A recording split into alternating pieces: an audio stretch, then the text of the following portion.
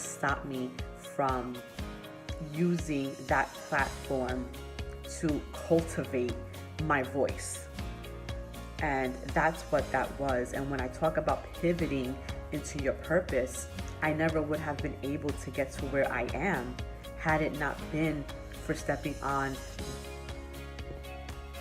Welcome to the Empowerment Hour, a podcast where women across all ages and backgrounds tune in to get their weekly dose of inspiration and motivation. And you know who it is. It's your girl, Nancy Ruffin, the self-proclaimed purpose professional and your very own personal success coach. My entire career and everything that I do, from this podcast to my books, speaking engagements, workshops, all of it centers on one mission, and that is to help women discover their purpose and take inspired action so they create a life where they feel fulfilled and empowered. This work is what brings me the absolute most joy, and the reason for that is because it doesn't really feel like work to me. I wholeheartedly love doing this, and I'm grateful to all of you who tune in weekly to hear me, rant about my life and my own personal experiences, and to also provide some insight on some of the lessons that I've learned on my own journey. So if this is your first time tuning in, thank you for joining me. I am so incredibly happy that you're here. And as I just mentioned, every week I use my own personal experiences, whether it's in business, whether it's my personal career, brand building, juggling a family, anything and everything that kind of falls in the purview of just being a woman in this day and age. I talk about it all, and I use it as a guide and an example for all of you to really assess your own lives and see that anything you want to do, whatever you commit yourself to, whatever you envision for your life, anything is possible if you commit your whole heart to it. You have to love it. You have to be passionate about it, because when you are going to push yourself on those lazy days when you don't feel like doing anything. It's going to make you want to get out of bed in the morning. You have to really love what you do in order to really truly be successful and excel at it. So again, if this is your first time, then please make sure to subscribe to our podcast so that you don't miss any of our episodes. We drop weekly. And make sure you check out our past episodes. There's a lot of content. I think this is episode 70. So you guys have 69 more episodes to catch up on. But I promise you that every episode is insightful. Sometimes it's funny. Sometimes I have a special guest. And sometimes it's just me on my own, like tonight, where I'm just kind of dishing on my life and the things that I've learned so far. So you can find us on many different podcasting websites, I guess, or hosts.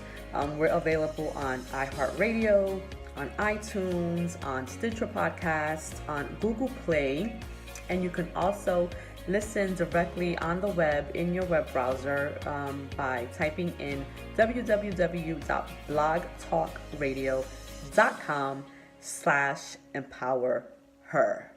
So now that we've gotten all of that out of the way, how are you guys doing? How has the week been? For me, it's been pretty eventful. Last weekend, I celebrated my 20-year anniversary, and I mentioned that I caught Ja Rule's t-shirt. We went to see Ja Rule and Ashanti in concert because me and my husband are super old school, and so we're really huge fans of the hip hop and R&B 90s era. So when we knew they were going to be in concert, we got the tickets and we were in there. In any case, homeboy decided to get half naked during the concert, and he threw his t-shirt into the audience. And first of all, it was my t-shirt to catch, right? And so I had it in my hand, but then there was a dude right in front of me that kind of leapt towards it for it. And he actually ended up catching it. He kind of took it out of my hand. But I think that he realized how awkward it was for a man to be reaching for another man's t-shirt, and then he kind of just relinquished the tee to me. In any case, I have that t-shirt. Not sure what to do with it, right? Because what do you do with a sweaty hip-hop star's t-shirt? I mean, if this was years ago when he was really hot in the 90s and I was in high school, who knows, I probably would have slept with it, I would have fantasized about it, all, stuff that high school teenage girls do. But, I'm a 40-year-old woman, ain't none of that happening. So, not sure what to do with the tee. I don't even know where it is, to be honest with you. I have put it on my couch last weekend, and I'm not sure, maybe the hubby took it. I don't know what he did with it, but in any case, so we did that. I celebrated my 20-year anniversary, and we're also still celebrating Women's History Month, and last week we celebrated International Women's Day. So I'm giving a round of applause to all of my amazing women who get up every single day and are out there about their business, just making things happen. And it was very interesting to see all across my social media platforms. I have to tell you that women were bigging each other up. I mean, there were posts. I was getting tagged in so many status updates, and it was just a nice reminder that we are not as catty as society wants us to believe that we are. We are not these jealous, envious, women really clawing our way, to the top by any means necessary. And although I think that there are a handful of women that do that, I still believe that the majority of us really want to see our sisters win. But I will mention that I don't know what it is about Twitter, but people are just really mean and evil, and like Twitter trolls is a real thing. And I think that's probably one of the reasons I'm not as active on that social network as I am on others, because I feel like people sometimes intentionally are trying to be mean and hurtful and nasty just because they want to go viral, because they want to get those retweets. They want people to see how evil and cruel they are for the sake of popularity. And so I mentioned that because on International Women's Day, I don't even know how I ended up. I do know now. I ended up on this thread, and it's because I think I was searching the hashtag National Women's Day, and there was this one woman who was associating, she couldn't understand what was the big hype over International Women's Day and why women were celebrating it or acknowledging it. And in her perspective, from what she was tweeting, International Women's Day is for women who believe that they're weak or that they lack strength, and so we needed this day as a reminder of all of these things. I mean, I don't know what it was, but it was really, really ugly. And I posted about it the next day on my Instagram, and I was saying, guys, if you search this hashtag, you're gonna see all of these ridiculous comments. And so, I mean, I wanted to just talk about it because want to dispel that misconception. I don't think International Women's Day is about that at all. I don't believe that we're celebrating it or acknowledging it as proof or as something to solidify how that we need to be reminded of our strength because we're weak and all of these things that she was saying, but more so just to acknowledge how amazing we are and how, despite the many roles that we wear, the many jobs that we have, we do it also effortlessly, right? And we manage to take on all of these responsibilities, and oftentimes we are not recognized for that. And I think International Women's Day was just a way to say, you know what, women have contributed really amazing things to society, be it in business, be it in science, be it in the arts, be it in our homes, the way that we are raising our children and taking care of our families. We have contributed so much, and for me, that's what International Women's Day represents, is just that day to say, you know what, we rock. And I posted about this also on my Facebook, and my dad is a troll. He trolls my page purposely, almost to kind of rile me up. And I love him dearly, and I'm grateful that him and I are able to have these healthy debates even when we differ. But he posted the comment, well, when is International Men's Day or something to that effect? And I told him, I was like, what do you mean? Like, every single day is Men's Day. Like, you men have never had to fight for anything.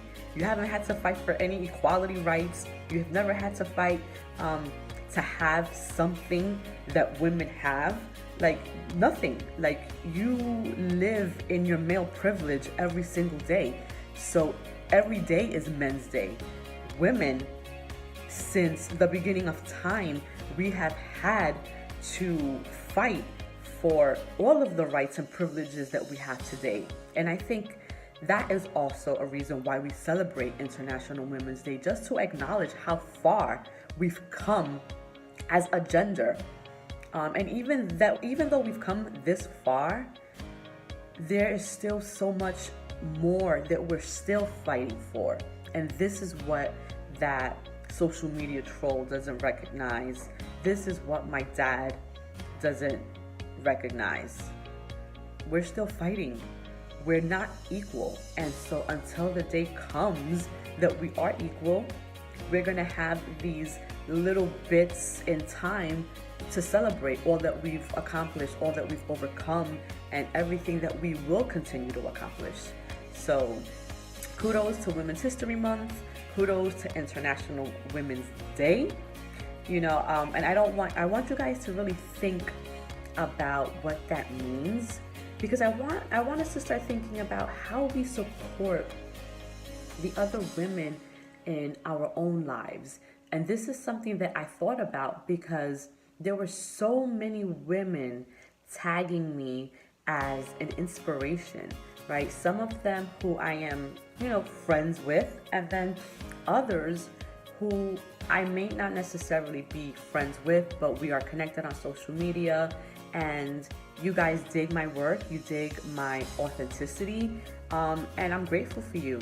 But it made me wonder, how are we tagging and really acknowledging our sister friends, like those girls that have rocked with us from the very beginning, right? Do they not inspire us as much as that next, social media personality does? And I say this for myself as well as for you all, because I don't think I do a very great job all the time at acknowledging my, what I like to call day one friends. And that's bad on my part, because I have an incredibly amazing tribe of women who have supported me from the very beginning, from when the dreams that I have now weren't even dreams. When I had no clue what I wanted to do with my life or with my future, or when, on those days where I was just kind of floating by, right? These were the women who uplifted me. They were the ones who, when I started my spoken word journey and was doing, poetry and heading to these open mics, these were the women that were there in the audience, giving me the courage to get up on that stage and share my words. Because if you've ever had to speak in front of large audiences, that is nerve-wracking. It is terrifying. And even till this day, with as much experience as I have in public speaking, I still get nervous. I'm able to control my nerves a lot better now than I did then, but it never goes away. And when I was first starting out, I was incredibly terrified, but looking out into the audience and seeing my girls there really gave me the strength to push through it all. And so I don't know if I acknowledge them enough. I don't know if I recognize them enough. I don't know if I say thank you enough. And so for that, I gotta check myself, and I have to do better. And I'm gonna take this opportunity to do that. And I have a handful of girls and my brother-in-law who have been with me from the beginning, and that is Samantha Deborah. She reminded me today that I met her when she was 21 years old. She is now 34, and that's 13 years of friendship and sisterhood that she has been by my side through the birth of my children, through some of my most difficult losses. She's been with me through some of my most incredible joys, and so I'm grateful for you, Sammy. Zeta Medina is probably the longest friendship that I've had, and I want to say that we met when I was about 17 or 18. I was definitely still a teenager, maybe 18, because we met through another mutual friend who neither one of us are friends with any longer. But Zeta has been with me a really long time, and she is one of the most supportive friends that I have. And when I first started publishing my books, this is a really funny story. She would always buy 2 copies of my books, and I just assumed that she was buying one for herself and buying one to gift. And it wasn't until I published my 3rd book that she told me that she buys 2 books because one is the one that she reads, and then the second is the one that she keeps as a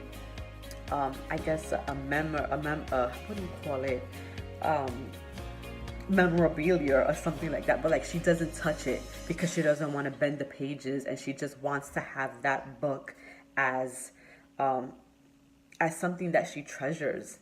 And it blew my mind when she told me that. And it just goes to show the kind of friends that I have. And then my other friend, Miriam Thompson, I met her when she was Miriam Perez, before she got married. One of the sincerest, giving, loving, funny women that I've ever had the opportunity to meet. And her and I met at a job that I'm no longer at, obviously, but the fact that we met at a place where we were both employed, and we have been able to nurture and maintain this incredible friendship and sisterhood is just a testament to the kind of person that she is. I'm so incredibly lucky to have her. And then of course I have my biggest fan and biggest supporter, my sister, who, I would be nothing without her. And those of you who know me know how incredibly close her and I are. And she really believes in me, I think, more than I believe in myself sometimes. Her and my brother-in-law both are my biggest cheerleaders. They both make me believe that I can do anything, even when I doubt myself, even when I'm most afraid, even when I feel like giving up, they are the ones that are there. They've become such an incredible part of this dream that I have. And so I can't wait until I make it big and until I succeed and until I am where I envision myself, because these people, these are the ones who I want to be there with me when I get to that mountaintop and I'm looking down and just feeling that that joy of knowing that you've reached the peak, right? They're the ones that I want there with me. And so though I may not recognize them all the time and acknowledge them, they are all such an important part of my life and my journey. I would not be where I am without them. And I know that I'm ranting here, and this is not why you guys tune in, but I want you to take this and apply it to your own lives and look at the people in your circles who support you and have supported you the most. And how are you acknowledging them? How are you letting them know the importance that they have in your life, the significance that they play, and all of the ways that you appreciate them, right? How are you publicly acknowledging them on these social media platforms the way you may acknowledge someone who you don't personally know, right? I also want you to think about how do we speak greatness into our friends, right? It's always easy for us to speak words of encouragement to our followers or to perfect strangers, but how are we doing those very same things to the people who are closest to us? And then, most importantly, how are we speaking greatness into ourselves, right? It's so easy for us to see our failures and our flaws and where we fall short. We nitpick at our bodies, at our faces. Maybe we don't like our hair. We're constantly picking ourselves apart, and it's easy to do that. But how often are you celebrating yourself?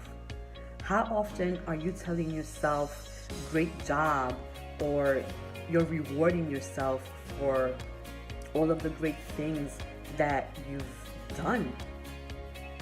How are you filling yourself up with love and admiration when we live in a world that is constantly telling us we are not enough, we are not deserving, we have to be in a constant state of competition with the next person, right? How are you fighting all of that? And how are you maintaining your own sense of worth?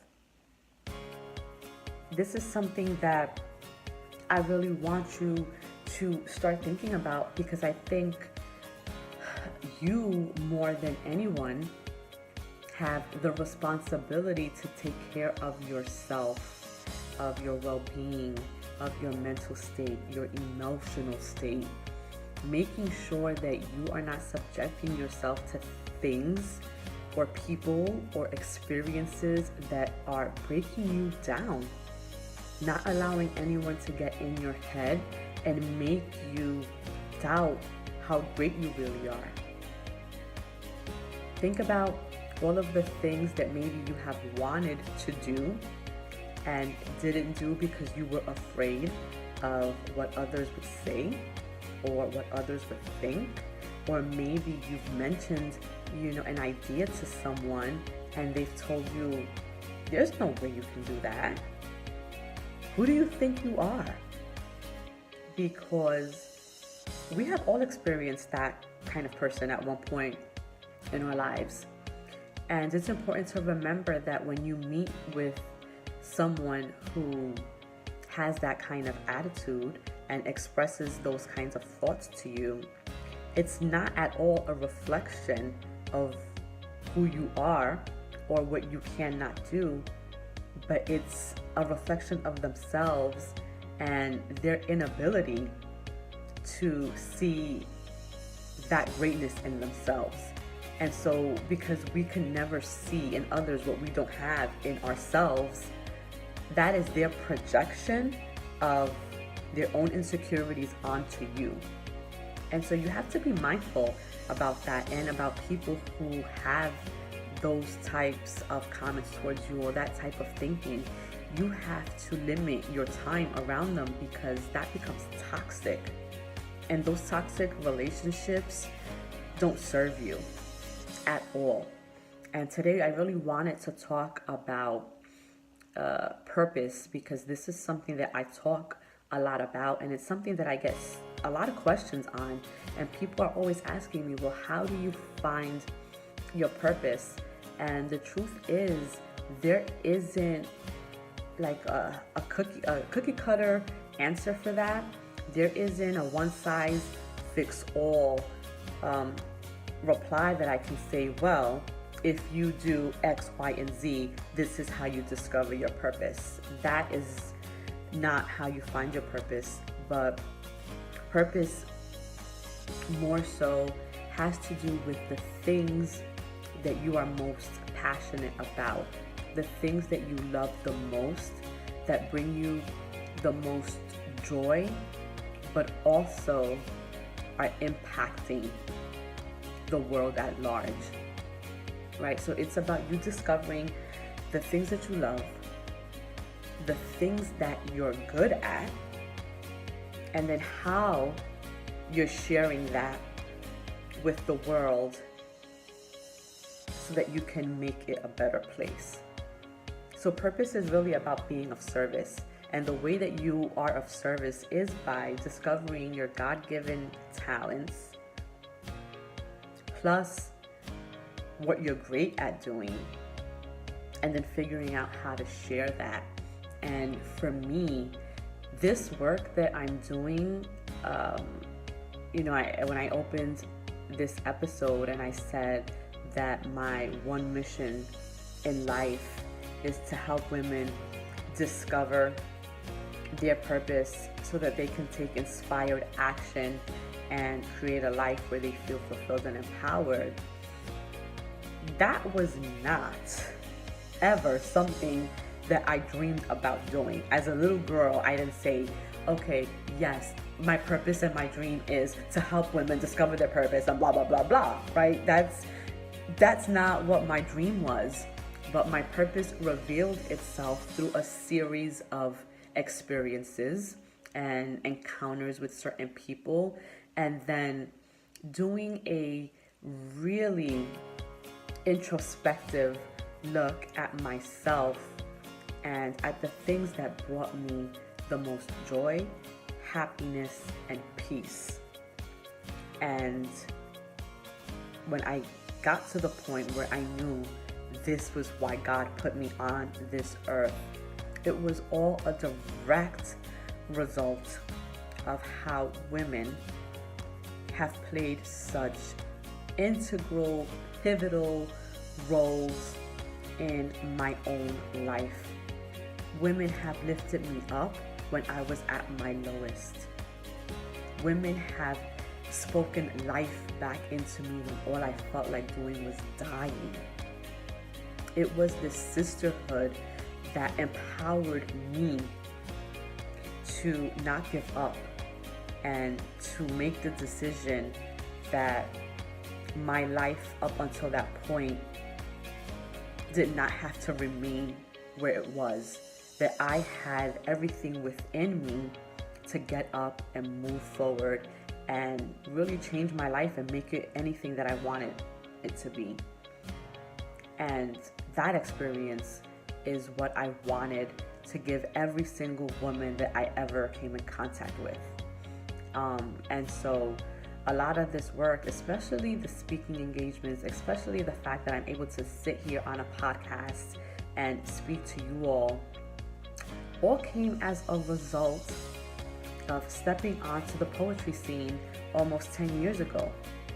Getting up on that stage and doing those open mics really helped me to not only hone my voice, but to find my voice. And I think I knew very early on I was not a great performance poet. That takes a different skill set that I just don't have. I can be a great speaker, but to go up on a stage and perform, I'm not that kind of person. I'm not a performer. And so I recognized that. And although I recognized I wasn't a performance poet, I didn't allow that to stop me from using that platform to cultivate my voice. And that's what that was. And when I talk about pivoting into your purpose, I never would have been able to get to where I am had it not been for stepping on those poetry stages and reciting my poetry. Now, while I think I'm an excellent writer, and I've written some really incredible poems, when it comes to performing them, that is not my strength. But I didn't let that stop me. I took those poems and I used to go every single week to these open mics and go spit my verses, right? And it gave me courage, it gave me confidence, and it really helped to hone my voice. And then that experience just connected me with an entire community of people that have been integral in my journey to where I am at this point.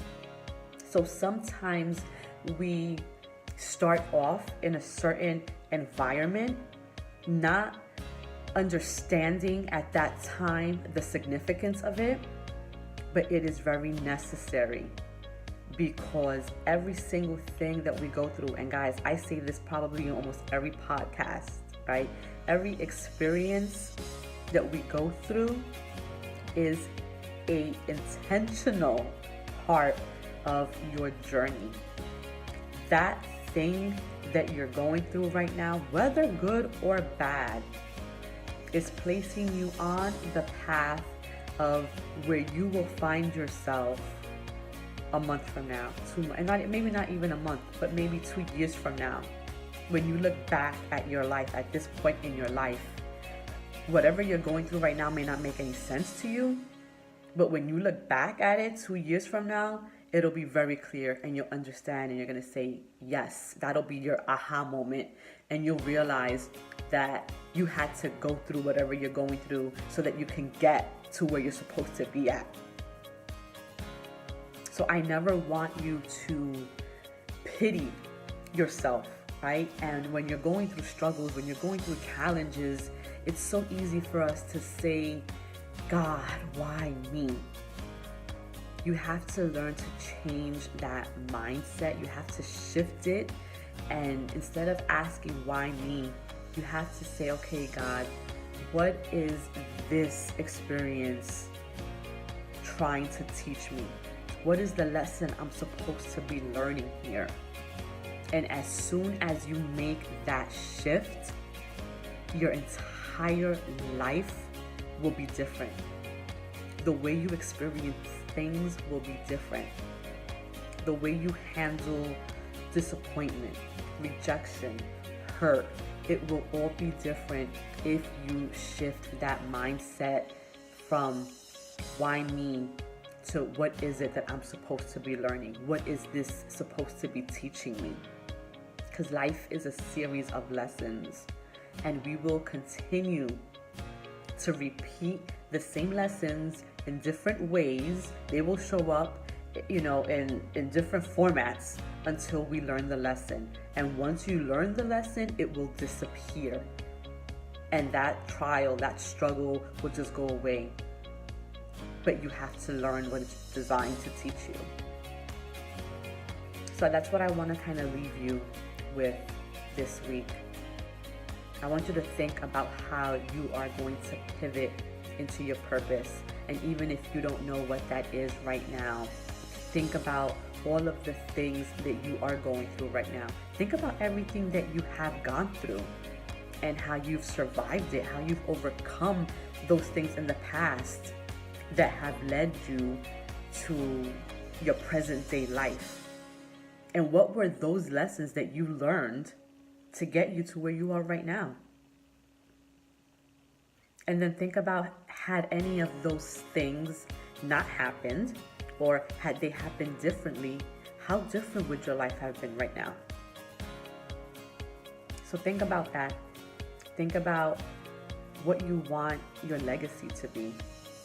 When it's all said and done, right? People are not going to remember the amount of money you had, the house you lived in, the kind of clothes that you wore, the car that you drove. They're not going to remember any of that, but they are going to remember how you impacted the world. How kind were you to people? How did you help people? All of these things are what people remember. They'll remember how you treated them, if you made them laugh, if you made them feel great. What do you want your legacy to be? So guys, I will leave you with that. Thank you again for tuning in to another episode of the EmpowHERment Hour podcast. As I do every single week, I want you to go out there focused. I don't want anyone to throw you off your game. Be mindful of what you're doing. Be gentle with yourself, right? Don't be too hard on yourself when things don't turn out the way you planned them. But nevertheless, keep pushing and go out there and crush some goals.